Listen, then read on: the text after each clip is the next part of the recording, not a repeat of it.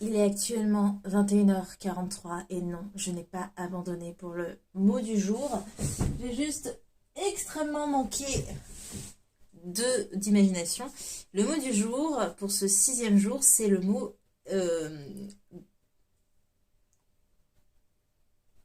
golden, qui désigne le fait de quelque chose qui est doré. Je vous avoue que j'ai eu grave du mal et au final je me suis dit bon, allez, on va y aller sur le côté tiré par les cheveux.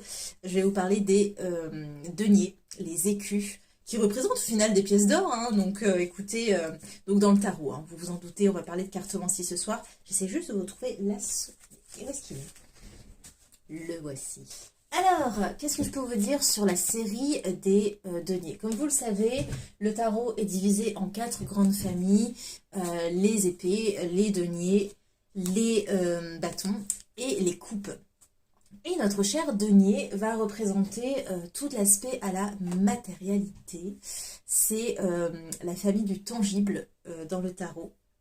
Là où les autres familles vont plutôt décrire du coup des choses subtiles, les couples émotionnels, les épées l'intellect et le bâton, enfin les bâtons vont concerner l'énergie pure tout simplement.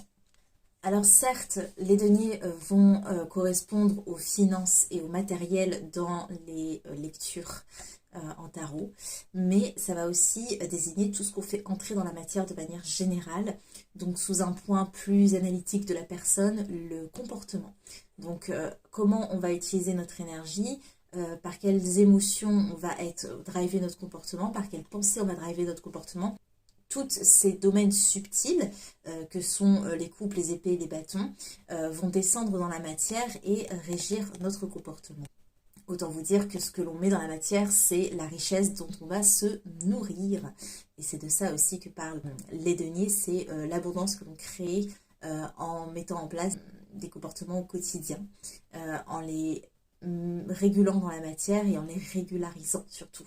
Qu'est-ce qu'on fait durer dans le tangible, et c'est ça qui crée notre environnement. Ça peut aussi, de manière plus psychique justement, tout ce à quoi on va accorder de la valeur. Certes l'aspect pécunier, mais aussi l'aspect, quelles sont mes valeurs, qu'est-ce qui est pour moi important, qu'est-ce qui est précieux, et qu'est-ce que j'ai envie de faire, d'enrichir, de développer dans ma vie. Donc cette série des deniers, elle nous aide à voir ce qui est précieux pour nous. De manière générale, ça peut aussi correspondre à nos besoins, de quoi on a besoin pour fonctionner dans la matière. Donc certes, il y a cet aspect finance, matérialité, etc. Mais voilà, nos besoins de sécurité, nos besoins physiologiques, nos besoins d'amour, nos besoins, bon, là plus reliés avec les couples évidemment pour l'aspect relationnel par exemple. Mais ça va décrire nos besoins en tant qu'être humain et nous aider tout simplement à faire le point aussi si ces besoins sont remplis ou non, est-ce qu'on en est dans l'abondance et la réponse à nos besoins.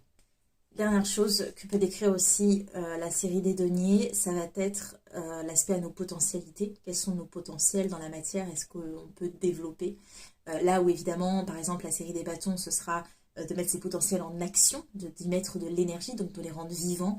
Là où le relationnel, enfin les couples, ça va être comment faire interagir nos potentiels avec ceux des autres. Et là où les épées, ça va être d'analyser ces potentiels et de les développer aussi dans le psychisme, qu'importe. Les deniers représentent tous ces potentiels de la terre qui, voilà, on part avec cette graine, hein, et qu'est-ce qu'on va en faire après, comment on va la nourrir et comment on va la faire grandir. Donc voilà, bon, vous voyez que je suis un peu fatiguée, je pense que ça se voit, mais j'ai quand même réussi à peu près hein, à remplir ma mission du jour qui était de parler de Golden, l'or.